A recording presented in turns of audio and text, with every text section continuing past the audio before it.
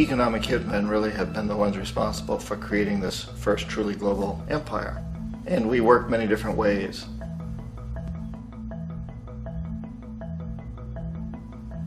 But perhaps the most common is that we will identify a country that has resources our corporations covet, like oil, and then arrange a huge loan to that country from the World Bank or one of its sister organizations. But the money never actually goes to the country. Instead, it goes to our big corporations to build infrastructure projects in that country, power plants, industrial parks, ports, things that benefit a few rich people in that country, in addition to our corporations, but really don't help the majority of the people at all. However, those people, the whole country, is left holding a huge debt. It's such a big debt they can't repay it, and that's part of the plan, that they can't repay it. And so at some point, we economic hitmen go back to them and say, listen, you owe us a lot of money, can't pay your debt, so sell your oil real cheap to our oil companies. Allow us to build a military base in your country, or send troops in support of ours to someplace in the world like Iraq, or vote with us on the next UN vote.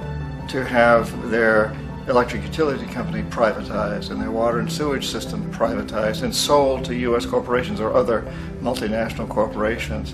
So there was that whole mushrooming thing, and it's so typical of the way the IMF and the World Bank work, that you put a country in debt, it's such a big debt it can't pay it, and then you offer to refinance that debt and pay even more interest. And you demand this quid pro quo, which you call a conditionality or good governance, which means basically that they've got to sell off their resources, including many of their social services, their utility companies, their school systems sometimes, their penal systems, their insurance systems, to foreign corporations. So it's a double, triple, quadruple whammy. The precedent for economic hitmen really began back in the early 50s when democratically elected Mossadegh, who was elected in Iran, he was considered to be the hope for democracy in the Middle East and around the world. He was Time Magazine's Man of the Year. But one of the things that he'd run on and began to implement was the idea that foreign oil companies needed to pay the Iranian people a lot more for the oil that they were taking out of Iran. The Iranian people should benefit from their own oil. Strange policy. We didn't like that, of course. But we were afraid to do what we normally were doing, which was to send in the military. Instead, we sent in one CIA agent, Kermit Roosevelt, Teddy Roosevelt's relative. And Kermit went in with a few $1 million and was very, very effective and efficient. And in a short amount of time, he managed to get Mossadegh overthrown and brought in the Shah of Iran to replace him, who always was favorable to oil. And it was extremely effective. Bombs overflow Tehran. Army officers shout that Mossadegh has surrendered and his regime as virtual dictator of Iran is ended. Pictures of the Shah are paraded through the streets as sentiment reverses. The Shah is welcomed home. So back here in the United States, in Washington, people looked around and said, wow, that was easy and cheap. So this established a whole new way of manipulating countries, of creating empire. The only problem with Roosevelt was that he was a card-carrying CIA agent, and had he been caught, the ramifications could have been pretty serious. So very quickly at that point, the decision was made to use private consultants to channel the money through the World Bank or the IMF or one of the other such agencies, to bring in people like me who worked for private companies, so that if we got caught, there would be no governmental ramifications.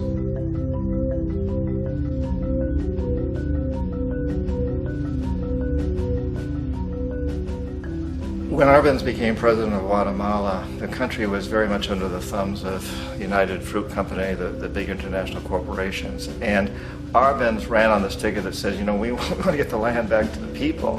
And once he took power, he was implementing policies that would do exactly that, give land rights back to the people. United Fruit didn't like that very much. And so they hired a public relations firm, launched a huge campaign in the United States to convince the United States people, the citizens of the United States, and the press of the United States, and the Congress of the United States, that Arbenz was a Soviet puppet, and that if we allowed him to stay in power, the Soviets would have a foothold in this hemisphere. And that at that point in time was a huge fear on everybody's mind, the Red Terror, the Communist Terror. And so, to make a long story short, Out of this public relations campaign came a commitment on the part of the CIA and the military to take this man out. And in fact, we did. We sent in planes, we sent in soldiers, we sent in jackals, we sent everything in to take him out, and did take him out. And as soon as he was removed from office, the new guy that took over after him basically reinstated everything to the big international corporations, including United Fruit.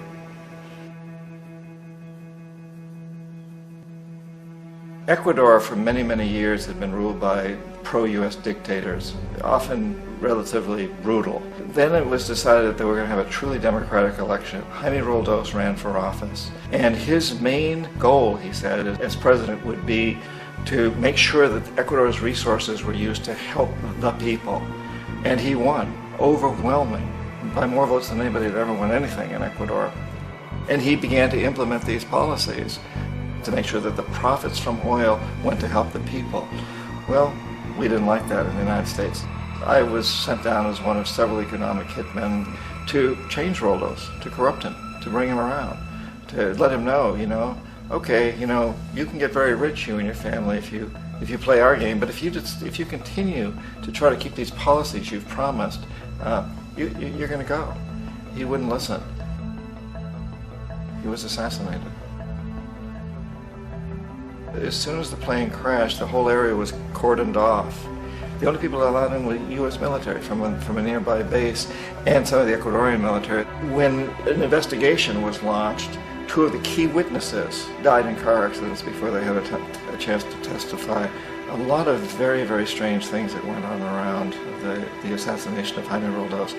I, like most people who've really looked at this case, have absolutely no doubt that it was an assassination. And of course, in my position as an economic hitman, I was always expecting something to happen to Jaime, whether it be a coup or assassination, I wasn't sure, but that he would be taken down because he was not being corrupted. He would not allow himself to be corrupted the way we wanted to corrupt him.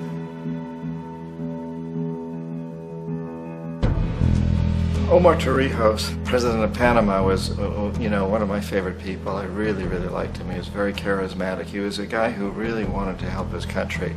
And when I tried to bribe him or corrupt him, he said, look, John, he called me Juanito. He said, look, Juanito, I don't need the money. What I really need is for my country to be treated fairly. I need for the United States to repay the debts that you owe my people for all the destruction you've done here. I need to be in a position where I can help other Latin American countries win their independence and be free of this terrible presence from the north that you people are exploiting us so badly. I need to have the Panama Canal back in the hands of the Panamanian people. That's what I want. And so, leave me alone. Don't try to bribe me. It was 1981, and in May, Jaime Roldos was assassinated. And Omar was very aware of this. Torrijos got his family together and he said, I'm probably next, but it's okay because I've done what I came here to do. I've renegotiated the canal. The canal will now be in our hands. He just finished negotiating the treaty with Jimmy Carter. In June of that same year, just a couple of months later, he also went down in an airplane crash, which there's no question was executed by CIA-sponsored jackals. Tremendous amount of evidence that one of Torrijos' security guards handed him at the last moment as he was getting on the plane a tape recorder, a small tape recorder that contained a bomb.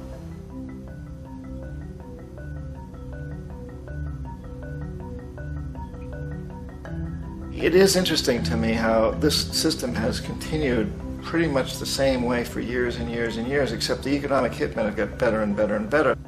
Then we come up with, very recently, what happened in Venezuela. In 1998, Hugo Chavez gets elected president, following a long line of presidents who had been very corrupt and basically destroyed the economy of the country. And Chavez was elected amidst all that.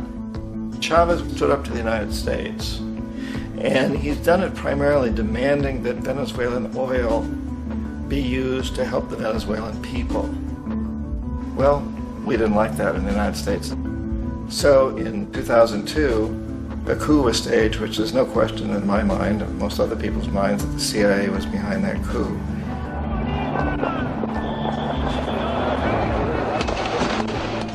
The the way that that coup was fomented was very reflective of what Kermit Roosevelt had done in Iran, of paying people to go out into the streets, to riot, to protest, to say this Chavez is very unpopular. You know, if you can get a few thousand people to do that in television, can make it look like it's the whole country, and things start to mushroom. Except in the case of Chavez, he was smart enough, and the people were so strongly behind him that they overcame it, which was a phenomenal moment in the history of Latin America.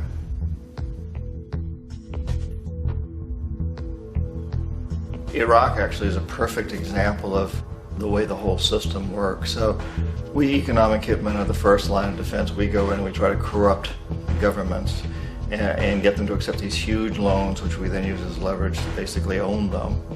If we fail, as I failed in Panama with Omar Torrijos and in Ecuador with Jaime Roldos, men who refused to be corrupted, then the second line of defense is we send in the jackals. And the jackals either overthrow governments or they assassinate. And once that happens and a new government comes in, boy, it's going to toe the line, because the new president knows what will happen if he doesn't. In the case of Iraq, both of those things failed. Economic hitmen were not able to get through to Saddam Hussein. We tried very hard. We tried to get him to accept a deal very similar to what the House of Saud had accepted in Saudi Arabia, but he wouldn't accept it. And so the jackals went in to take him out. They couldn't do it. His security was very good. After all, he had one time worked for the CIA. He'd been hired to assassinate a former president of Iraq and failed, but he knew the system. So in '91, we send in the troops and we take out the Iraqi military. So we assume at that point that Saddam Hussein is going to come around. We could have taken him out, of course, at that time, but we didn't want to. He's the kind of strong man we like. He controls his people. We thought he could control the Kurds and keep the Iranians in their border and keep pumping oil for us. And that once we took out his military, now he's going to come around. So the economic hitmen go back in the 90s without success. If they'd had success, he'd still be running the country. We'd be selling him all the fighter jets he wants and everything else he wants. But they couldn't. They didn't have success. The jackals couldn't take him out again. So we sent the military in once again, and this time we did the complete job and took him out, and in the process created for ourselves some very, very lucrative construction deals. We had to reconstruct a country that we'd essentially destroyed, which is a pretty good deal if you own construction companies, big ones. So, you know, Iraq shows the three stages. The economic hitmen failed there, the jackals failed there, and as a final measure, the military goes in. And in that way, we've really created an empire, but we've done it very, very subtly.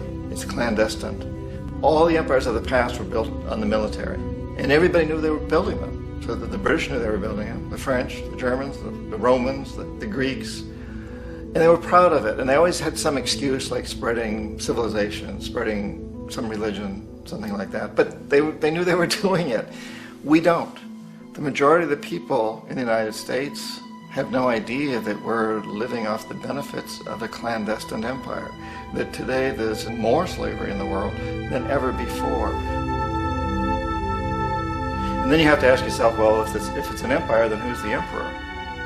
Obviously, our presidents of the United States are not emperors. An emperor is someone who's not elected, doesn't serve a limited term, and doesn't report to anyone, essentially. So you can't classify our presidents that way. But we do have what I consider to be the equivalent of the emperor, and it's what I call the corporatocracy. The corporatocracy is this group of individuals who run our biggest corporations, and they really act as the emperor of this empire. They control our media, either through direct ownership or advertising. They control most of our politicians because they finance their campaigns, either through their corporations or through personal contributions that come out of the corporations. They're not elected, they don't serve a limited term, they don't report to anybody. And at the very top of the corporatocracy, you really can't tell whether a person's working for a private corporation or the government because they're always moving back and forth. So, you know, you've got a guy who one moment is the president of a big construction company like Halliburton, and the next moment he's vice president of the United States, or the president who is in the oil business. And this is true whether you've got Democrats or Republicans in the office. You have the moving back and forth through the revolving door. And in a way, our government is invisible a lot of the time, and its policies are carried out by our corporations on one level or another. And then again, the policies of the government are basically forged by the corporatocracy and then presented to the government. They become government policy. So it's an incredibly cozy relationship. This isn't a conspiracy theory type of thing. These people don't have to get together and plot to do things. They all basically work under one primary assumption, and that is that they must maximize profits regardless of the social and environmental costs.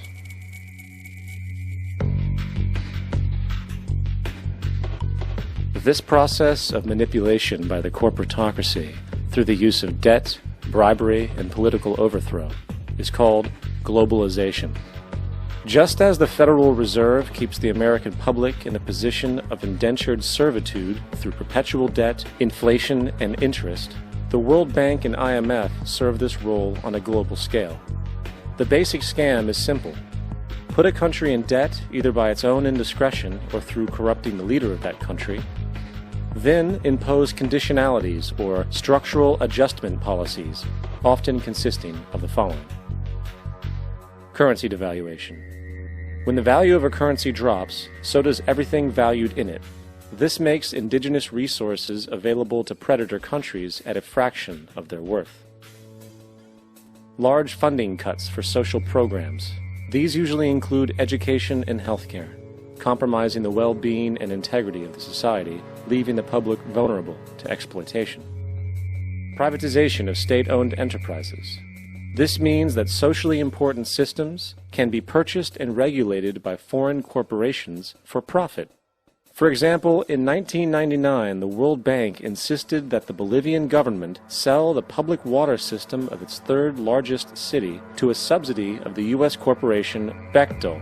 As soon as this occurred, water bills for the already impoverished local residents skyrocketed. It wasn't until after a full-blown revolt by the people that the Bechtel contract was nullified. Then there is trade liberalization, or the opening up of the economy through removing any restrictions on foreign trade. This allows for a number of abusive economic manifestations, such as transnational corporations bringing in their own mass-produced products, undercutting the indigenous production and ruining local economies. An example is Jamaica, which, after accepting loans and conditionalities from the World Bank, lost its largest cash crop markets due to competition with Western imports. Today, countless farmers are out of work, for they are unable to compete with the large corporations. Another variation is the creation of numerous seemingly unnoticed, unregulated, inhumane sweatshop factories, which take advantage of the imposed economic hardship.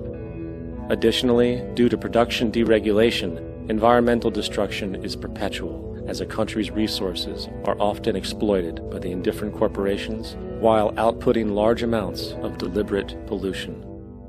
The largest environmental lawsuit in the history of the world today is being brought on behalf of 30,000 Ecuadorian Amazonian people against Texaco, which is now owned by Chevron. So today it's against Chevron, but for activities conducted by Texaco.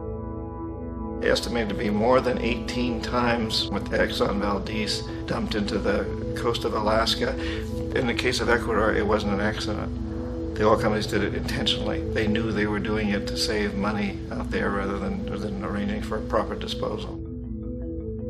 Furthermore, a cursory glance at the performance record of the World Bank reveals that the institution, which publicly claims to help poor countries develop and alleviate poverty, has done nothing but increase poverty and the wealth gap, while corporate profits soar.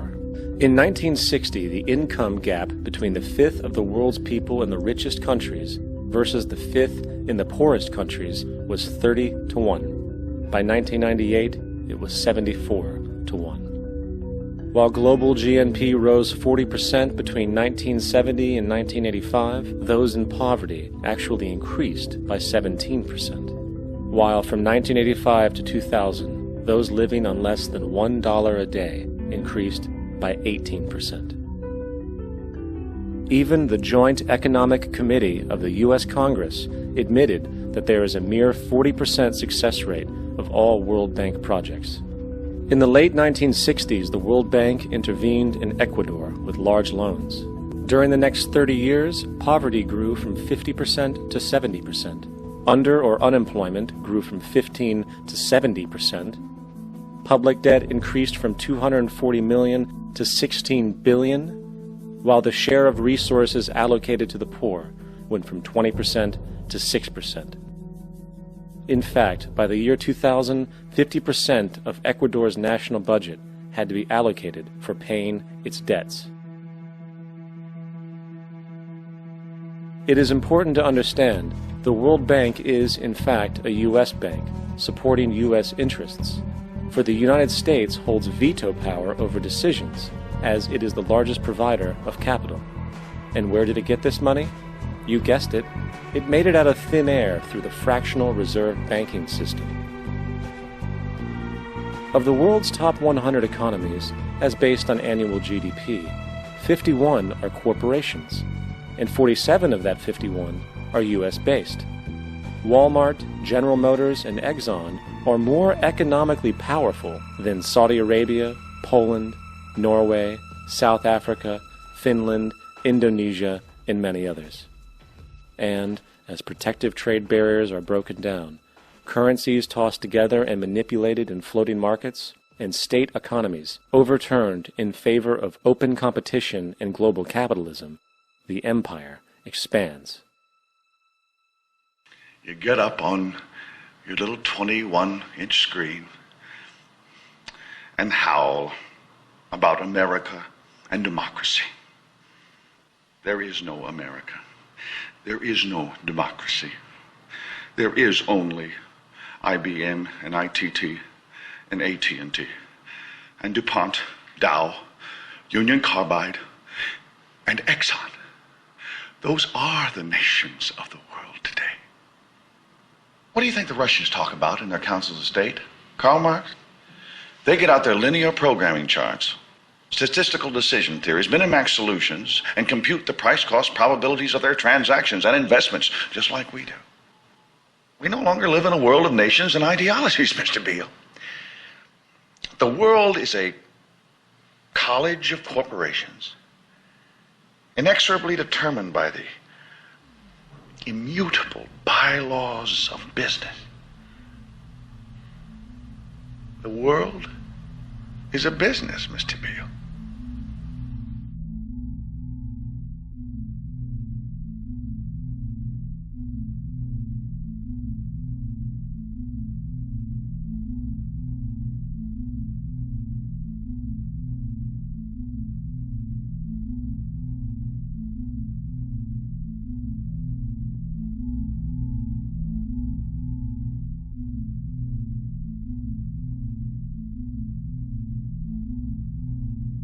The world is being taken over by a handful of business powers who dominate the natural resources we need to live while controlling the money we need to obtain these resources.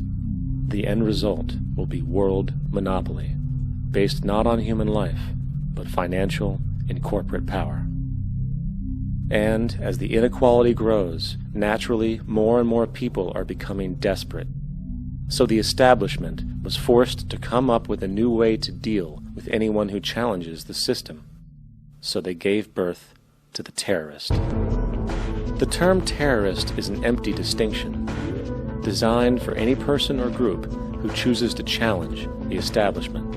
This isn't to be confused with the fictional Al-Qaeda, which was actually the name of a computer database for the US-supported Mujahideen in the 1980s.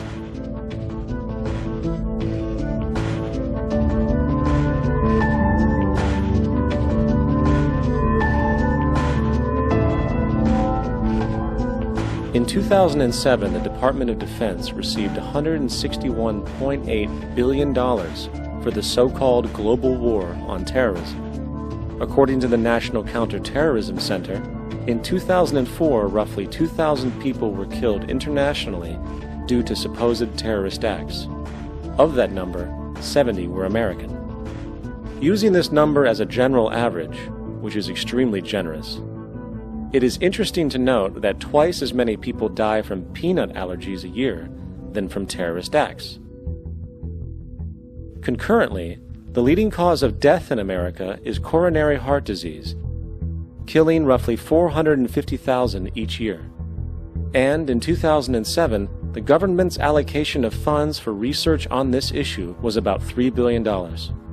This means that the U.S. government in 2007 spent 54 times the amount for preventing terrorism than it spent for preventing a disease which kills 6,600 times more people annually than terrorism does. Yet, as the name terrorism and Al-Qaeda are arbitrarily stamped on every news report relating to any action taken against U.S. interests, the myth grows wider. In mid-2008, the U.S. Attorney General actually proposed that the U.S. Congress officially declare war against the fantasy. Not to mention, as of July 2008, there are now over 1 million people currently on the U.S. terrorist watch list.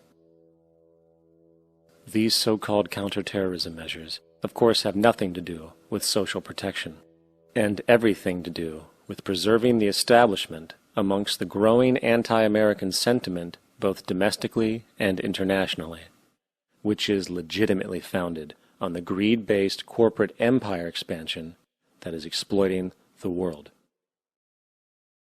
The true terrorists of our world do not meet at the docks at midnight or scream Allah Akbar before some violent action. The true terrorists of our world wear $5,000 suits and work in the highest positions of finance, government, and business. So, what do? How do we stop a system of greed and corruption that has so much power and momentum? How do we stop this aberrant group behavior which feels no compassion for, say, the millions slaughtered in Iraq and Afghanistan, so the corporatocracy can control energy resources and opium production for Wall Street profit?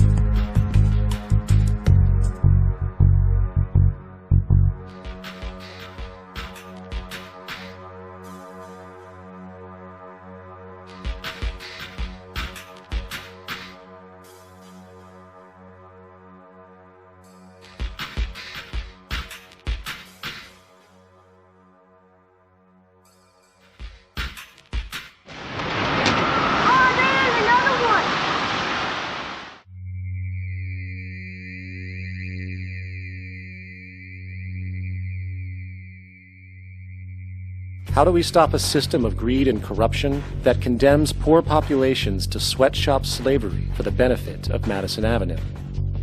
Or that engineers false flag terror attacks for the sake of manipulation? Or that generates built-in modes of social operation which are inherently exploitative? Or that systematically reduces civil liberties and violates human rights in order to protect itself from its own shortcomings? How do we deal with the numerous covert institutions, such as the Council on Foreign Relations, the Trilateral Commission, and the Bilderberg Group, and other undemocratically elected groups which, behind closed doors, collude to control the political, financial, social, and environmental elements of our lives?